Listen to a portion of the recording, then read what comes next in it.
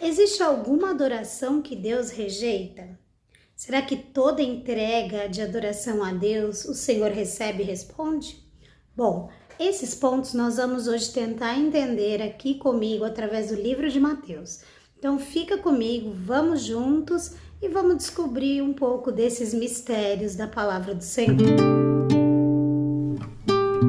Muito bem, eu sou a professora Isis, seja bem-vinda ao canal Embaixadores da Palavra de Cristo e frequentemente eu venho tentando disponibilizar aqui algum conteúdo que é voltado à Palavra de Deus. Afinal de contas, eu sou cristã, eu creio em Jesus como único e suficiente Salvador para minha vida e eu compartilho daquilo que eu acredito e busco viver.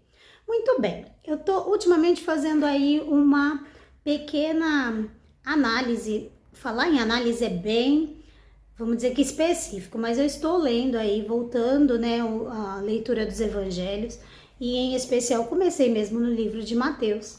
E já no comecinho do livro de Mateus eu me deparei com 2 versículos muito interessantes. Quando fala da adoração dos reis magos lá, né, até o Senhor Jesus, e uma outra adoração que fica ali no meio do caminho.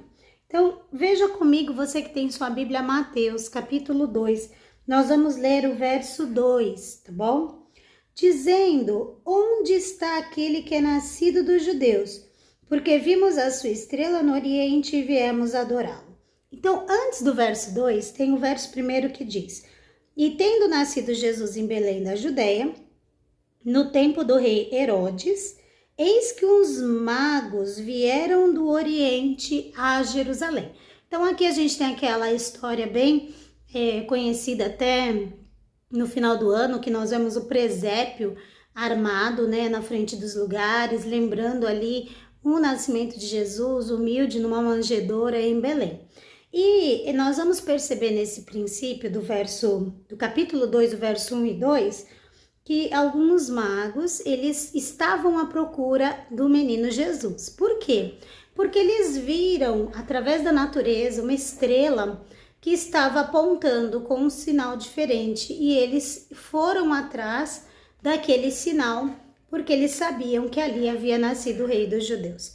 Então, de uma maneira voluntária, vamos dizer assim, através da fé e da expressão da natureza, eles foram até em busca do rei, né, dos judeus, daquele em quem eles sabiam que havia promessa e eles foram atrás. Uma adoração que eu vou usar o termo aqui voluntária.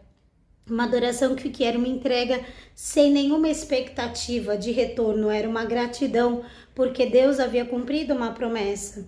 E ali eles estavam procurando o rei que havia nascido, que ainda era um bebê, e que eles queriam entregar a sua adoração. E no caminhar desse texto, nós vamos ver Herodes, o rei Herodes, ele dizendo assim, no versículo 8, ele questiona, né, sobre esse nascimento. Inclusive o rei Herodes, ele fica extremamente preocupado, porque ele era o rei. E como assim nasceu um rei dos judeus, né? Vai me destronar? Então, ele ficou totalmente preocupado, e no verso 8 ele diz assim, e enviando-os a Belém, enviando os magos a Belém, disse, ide perguntai diligentemente pelo menino, e quando o achardes, participai-mo, para que também eu vá e o adore. Olha isso, muitas vezes a gente se depara querendo receber uma bênção, né, no gancho de outra pessoa. É meio isso que a gente pode perceber aqui com o rei Herodes. Então, vai vocês, né, vão lá, procura diligentemente esse rei e quando acharem, você volta aqui e me conta que eu também quero adorá-lo. Mas será que ele queria adorar mesmo? A gente sabe que não, e nós vamos ler isso agora no próximo versículo, que é o versículo 12. E sendo por divina revelação avisados os magos em sonhos para que não voltassem para junto de Herodes, partiram para a sua terra por outro caminho. Então, pegando todo esse emaranhado aí, esse amarrar de versículos, nós vamos perceber o que? Nos dias de hoje não é incomum a gente perceber pessoas que muitas vezes não querem buscar pela bênção, não querem pagar o preço da adoração, da oração, da entrega e querem desfrutar do milagre. Então, quando o colega, o irmão, o outro, ele consegue algo, ele vive uma vida que faz a pessoa olhar e falar, nossa, ele é alegre, ela é alegre, tem paz, ou ele tem poder na palavra, um fogo na fé e várias coisas, a pessoa fica pensando assim, eu também quero, mas como que eu quero? Eu quero agarrado no pé do outro, na bênção do outro. E Deus não aceita. Uma coisa que a gente precisa frequentemente entender e colocar dentro da nossa alma, que Deus, ele conhece o nosso interior mais do que nós mesmos. Deus sabe a intenção do nosso coração mais do que nós mesmos sabemos. E muitas vezes a gente acha que a gente engana, né, a Deus pensando com aquele sentimento, né? A gente até chega diante de Deus e tenta entregar a Ele aquela adoração como se fosse, estou arrependido, mas Deus sabe verdadeiramente se eu estou arrependido.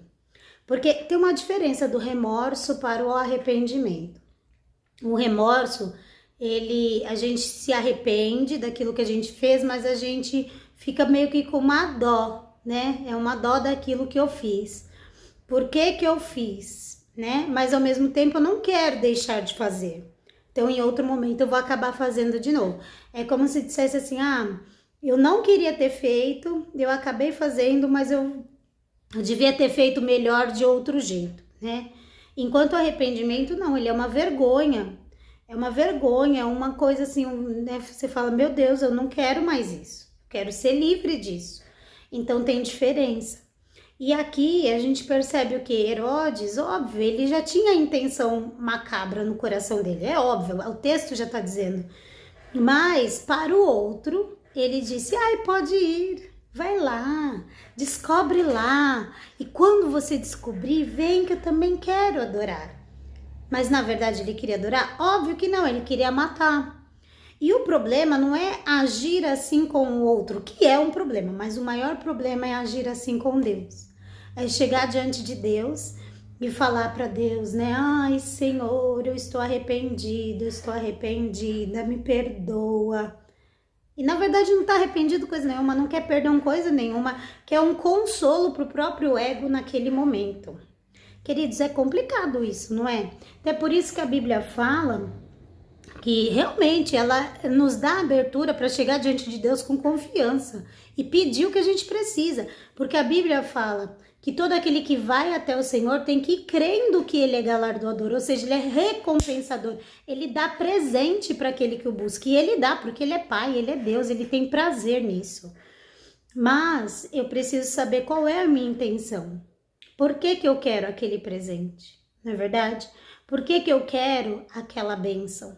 Eu quero aquela bênção porque ela vai abençoar a minha vida, vai trazer a glória de Deus para outras pessoas através da minha bênção, ou eu quero porque eu quero para mim, para o meu egoísmo, para a minha ostentação? Para que que eu quero? E Deus conhece, irmãos. O mais maravilhoso da história é que Deus conhece. Tem casos que Deus dá? Mesmo sabendo da intenção ruim? Dá, creio que dá.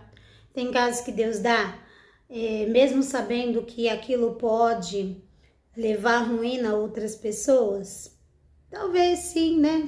Vale a pena a reflexão.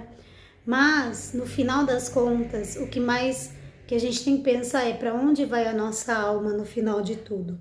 Porque a gente pode se deleitar de todas as bênçãos aqui na terra, e chegar no céu, o Senhor olhar para nós e falar, eu nem te conheço.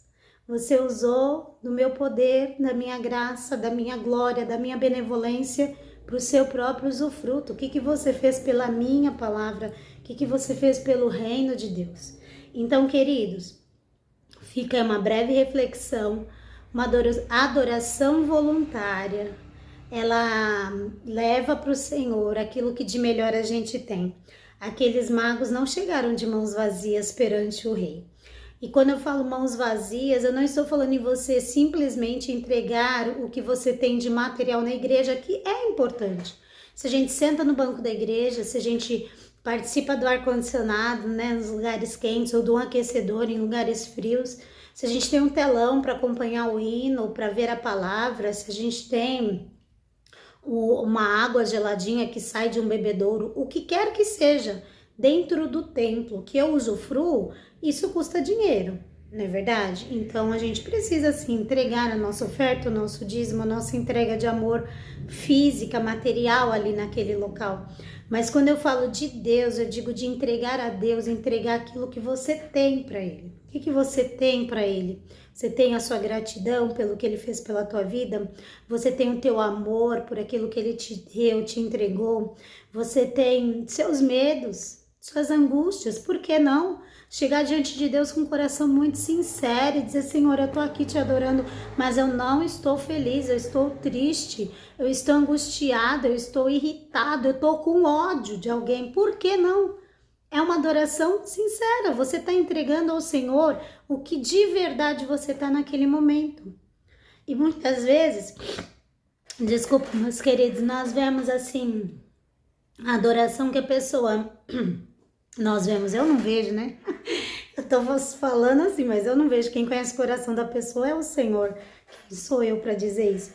Mas nós percebemos na própria palavra, a oração lá do publicano e do outro que me fugiu agora, mas duas pessoas ali dentro do templo, um batendo no peito, dizendo, eu te entrego, Senhor, o dízimo, eu te entrego, tal, e o outro pedindo perdão porque era um pecador. Então a gente percebe pela própria palavra que existe sim pessoas que chegam diante de Deus achando que vai ludibriar Deus. Não vai, não vai. Então fica aí a nossa reflexão. Conto com as orações de vocês pela minha vida também, em nome de Jesus. Se esse conteúdo fez sentido para a sua vida, dá um like, deixa um like. O like vocês já sabem disso, vocês sabem de YouTube mais que eu. Que o like ele explica para o YouTube que o conteúdo é bacana. E se você quiser, compartilha com alguém. E se você confiar que Deus pode me usar para transmitir mais ainda esta palavra que é tão presente e perfeita para abençoar a nossa vida, se inscreve no canal Embaixadores da Palavra de Cristo. Que Deus abençoe, tenha aí uma semana abençoada, um dia feliz, um ano de vitória. Fica na paz do Senhor e até mais.